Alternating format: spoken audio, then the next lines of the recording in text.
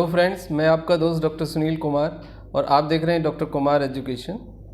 ये एक scientific deliberation है। आप इस चैनल को सब्सक्राइब करिए, आइकन बेल हिट करिए और अपने दोस्तों के साथ शेयर करिए, जिससे कि आपको नेक्स्ट वीडियो मिले और आप अपडेटेड रहें और हेल्थ एजुकेशन के बारे में आपको सब कुछ पता रहे। हम एक साइंटिफिक मतलब प्रोटोकॉल के अनुसार जो मेडिकल काउंसिल ऑफ इंडिया है उसके अनुसार हम फॉलो करते हैं गाइडलाइन, और हम कोई भी उस तरह का कोई स्टेटमेंट या उस तरह की कुछ भी चीज़ें नहीं पुट करते हैं जिससे कि क्लिनिकली अप्रूवल ना हो जिसका। तो ये एक कंप्लीट साइंटिफिक डेलिब्रेशन है, तो आप इस चैनल को ज़रूर प्रेस्क्राइब करें। आज हम बात करेंगे मेमोरी लॉस की, भूलने की बीमारी की, कि शॉर्ट टर्म मेमोरी लॉस क्या है और लॉन्ग टर्म मेमोरी लॉस क्या है, और इस बीमारी के पीछे भूलने की जो आदत है उसके पीछे क्या रीज़न होते हैं, क्या उसके क्लिनिकल रीज़न है। यदि आप चाबी रख के भूल जाते हैं, आप लॉक करना भूल जाते हैं, या फिर आप बहुत सारी चीज़ों को बार बार चेक करते हैं, एक काम कंप्लीट करने के बाद भी आपको ये कॉन्फिडेंस नहीं आता है कि वो काम बिल्कुल ठीक हुआ है, आपको रिकॉल करने में प्रॉब्लम होती है चीज़ों को, तो ये आपको मेमोरी का एक इशू है। तो इसको हम एक डिसीज़ है जो एमनीशिया, वो आपको हो सकता है, और इसके हम पहलू को डिटेल में समझेंगे कि ये क्यों होता है और इसके पीछे क्या रीज़न है।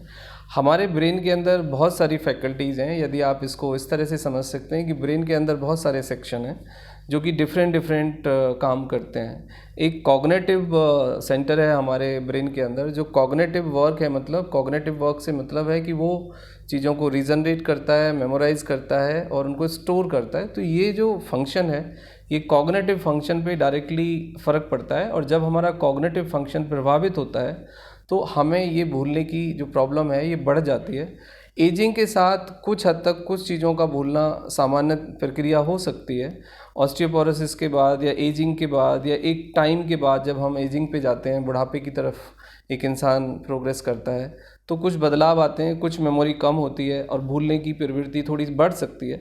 ये बहुत कॉमन है, लेकिन यदि बार बार ऐसा हो रहा है, फ्रीक्वेंट ऐसा हो रहा है, यंग एज में ऐसा हो रहा है, देखा होगा कि आपने कुछ यंग बच्चों में भी ऐसा होता है, स्टूडेंट में भी ये प्रॉब्लम होती है, वो भूल जाते हैं, वो उस चीज़ को जनरेट नहीं कर पाते, और पेरेंट्स को, टीचर को भी नहीं समझ आता है कि उसके पीछे कोई फंडामेंटल डेफिशिएंसी या कोई बीमारी या कोई दूसरे रीज़न हो सकते हैं। तो हम उनको समझेंगे वन बाय वन कि वो क्या है।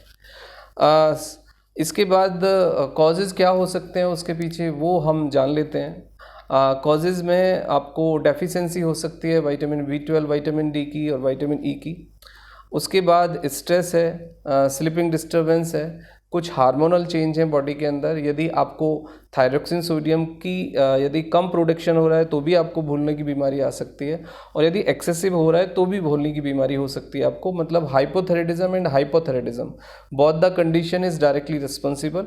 उसके बाद आता है कि एक्सेसिव हाई ब्लड शुगर, मतलब ब्लड शुगर का कंटिन्यूस बढ़े रहना भी आपकी मेमोरी पे इफेक्ट डालता है, और आपकी ब्लड शुगर का कंटिन्यूसली कम बने रहना भी आपकी मेमोरी पे फ़र्क डालता है। इवन यदि कंटिन्यूसली शुगर कम रहता है, ऑक्सीजन का लेवल कम रहता है और आपका लो बीपी रहता है, तो इवन आपकी मेमोरी के साथ साथ आप कई बारी कोमा में भी जा सकते हैं। तो आपको उसको समझने की ज़रूरत है। कंटिन्यूसली हाई ब्लड प्रेशर और किसी भी एक्सेसिव साउंड, मतलब बहुत बड़े एयर पॉल्यूशंस के साथ और इन्वायरमेंटल पॉल्यूशन के साथ लगातार बने रहना, स्ट्रेस का कंटिन्यूस बने रहना, और आपको प्रॉपरली नींद ना आना, मतलब नींद जिन लोगों की टूट टूट के खुल के नींद आती है, एक प्रॉपर वो कंटिन्यूस स्लीप नहीं ले पाते।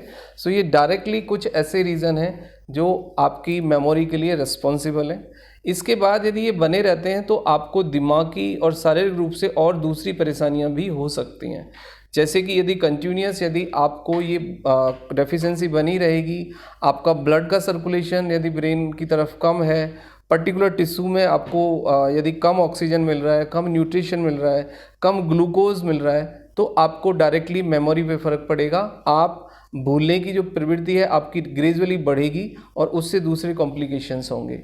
इन्वेस्टिगेशन में यही है कि आप अपना विटामिन डी, विटामिन B12, आप थायराइड प्लस ब्लड शुगर, ये कम्प्लीटली जानें। इसको नॉर्मल रेंज में रखना बहुत ज़रूरी है, and the along with the blood pressure.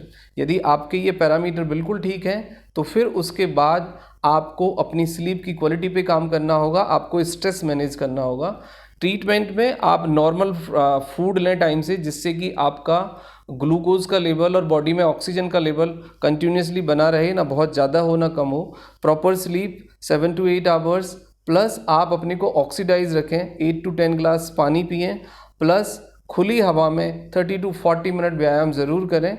आप एरोबिक्स करें, आप स्ट्रेचिंग करें, आप प्राणायाम करें, आप मेडिटेशन करें, दैट इज़ वेरी हेल्पफुल।